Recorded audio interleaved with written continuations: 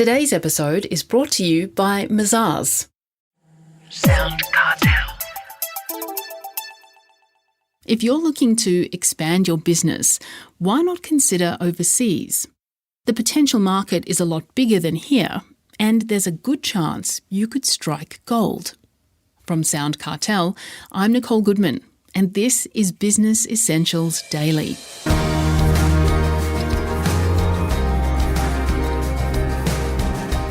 Less than 5% of Australian businesses with revenue of less than $250 million have a foothold in overseas markets, which is a shame, says Cynthia Dearin, because there's so much opportunity and money to be made if it's done well and done properly.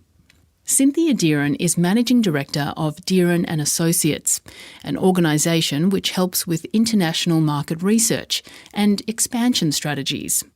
Cynthia details the steps in her book, Business Beyond Borders, Take Your Company Global. So why do so many businesses balk at penetrating new international markets? Well, other than not knowing where to start, Cynthia Dearin tells Chris Ashmore there are three major factors holding businesses back. One is just time. A lot of business owners are already working 60 plus hours a week just running the domestic business, and there is no time in the schedule to actually sit down and create an international strategy and to execute it.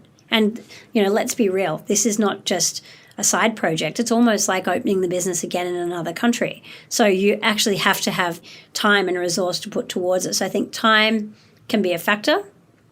I think the way teams run can also be a factor. So, often a business owner will want to do it, but they're spending so much time managing their team that, again, they can't get out from under that. There's so much overwhelm going on that there is no mental bandwidth. So time's an issue, mental bandwidth is an issue, and then money.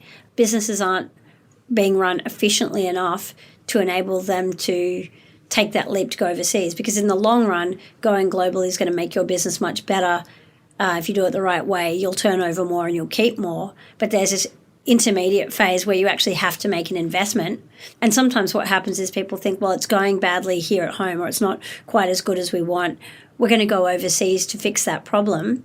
But they don't take the time to get the business fundamentals rock solid before they do it.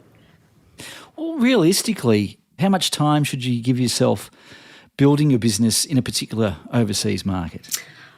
I think you really need to give yourself about 3 years to do it, unless, of course, you've managed to carve out a huge slab of time or employ another person to work solely on it. So being realistic about the amount of time and bandwidth that most business owners will be able to pull out. It should be 6 to 12 months prepping it and exploring the market, because you want to do a couple of visits. You want to then make a choice about what market to go to. You've got to make sure you understand your ideal international client. You need to understand whether your product's really going to work in that market. And so that'll take months to do. And then to maybe start making some initial sales.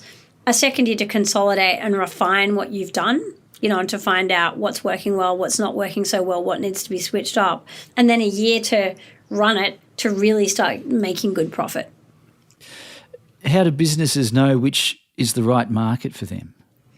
Well, often they don't. That's part of the problem. So a lot of people will choose a market kind of based on gut feel, or I think I see an opportunity there, or, we had some orders come in from this market, so this should be the right one for us. Or sometimes even, hey, I took a holiday to this destination and I loved it so much I want to spend more time there. So honest to God, I kid you not, I know of a guy who went on a holiday to Bali and he wanted to get a packet of Smith's salt and vinegar crisps, the ones in the pink packet. Yeah. Couldn't find one anywhere, and so decided he was going to open a business as the agent for Smith's in Bali. I'm not saying this happens every day, but these are the kind of decisions that people make around choosing the right market, and it's just not the right way to go about it. So what you should do if you want to work out which market to sell to is, firstly, you need to use data. So you need to not just go on gut feel or guesswork or serendipity or ad hoc opportunities that turned up in your inbox. You should be looking at what does the data say, and the data in particular that you are looking for is around opportunity, risk, and profitability. So if you can just imagine in your mind a Venn diagram of 3 overlapping circles, Where they overlap in the middle, it's going to say right market. And we're looking for the market really that can make you $1 million a year. That's kind of the gold standard. And then if you think about the 3 circles, one would say opportunity. So you're looking for markets with most opportunity for what you sell. The next circle is going to say risk. You want markets with low risk where it's not going to be too hard for you to transact business. And you want markets, in the 3rd circle, we've got the word profitability, and we want markets that are going to make us high margins, because if we don't get high margins, then in some cases, it's going to just make more sense to stay home. You have to make sure that that return on investment is there. And so the way that you should do it is to work out, okay, well, we need the data to fill up these 3 circles. And if you do that, your odds of succeeding just increase exponentially because you haven't just kind of pulled the country out of the air. What does a business need to consider when it comes to local regulations and licenses and other hoops when entering a new overseas market? You've got to work out what is the balance between risk and reward. Okay, so there's regulation and there's regulation. You can have not enough regulation and then things can get messy. Perhaps the court system doesn't work very well or the legal system doesn't protect your rights very well. Then you can get to the other end of the spectrum where there's so much red tape that you can't do business. But really what you want is a market that's easy to operate in. So, for example, Singapore is a great example because it's very easy to operate in. So it's one I like to recommend for businesses that haven't gone somewhere before. The downside is it's small. So, it's not got a massive population. It is a gateway to other places, but it is a good place to go if you want to try something that's low risk. For my money, I often think it's better to go for something a bit less risky and it doesn't have as much return because that's not your final destination. It's better to take on the challenges in the order in which you can actually manage them. So if you can get in there, let's say you want to go to Singapore and launch your company there and you can do that and you can make a go of it.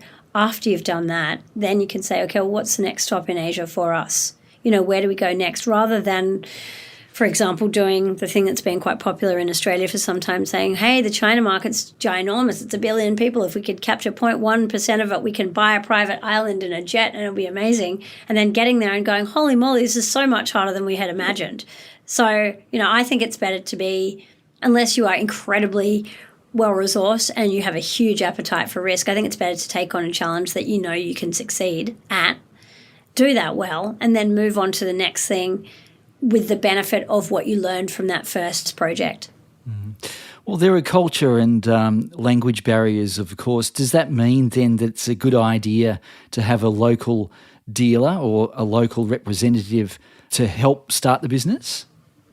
Oh, look, it really can. It can be immensely advantageous if you get the right person, but it really depends what you sell. So if you sell, bikinis or sparkly earrings that you can deliver using a post pack in DHL or Australia Post or whoever, you might not need somebody to do that. But if you sell a B2B service, so we have a client that sells supply chain consulting services and they're trying to break into Asia at the moment, and they're finding that without somebody on the ground to represent them in these markets, it's difficult because in a business-to-business context, it's all about relationships. People aren't just saying, oh, well, look, it's a pair of sparkly earrings. I'll order them. It'll cost me $40. If I don't like them, well, I'll give them to great Aunt Mary or I'll put them in the bin. It's neither here nor there. When you're buying $250,000 of software and software consulting, it's a little bit different and you have to build up that relationship of trust. So depending on what you sell, yeah, it can be a great idea to have somebody in market operating on your behalf because they have the opportunity to build trust and rapport with your clients in the new market because they understand the culture, because they can speak the language, because it's just easier for them to do all that. Well, it's known as soft stuff, but it's really not soft. It's very, very key. Those very key business interactions that you need to have to get people to know, like, and trust you and to want to buy whatever it is that you're offering. If a listener is thinking about heading overseas, what's the first step? Work out why it is that you really want to do it, and then sit down and make a plan of what you think you can realistically achieve in the next 12 and 36 months, and then everything else comes after that. That was Cynthia Dearin, Managing Director of Dearin & Associates.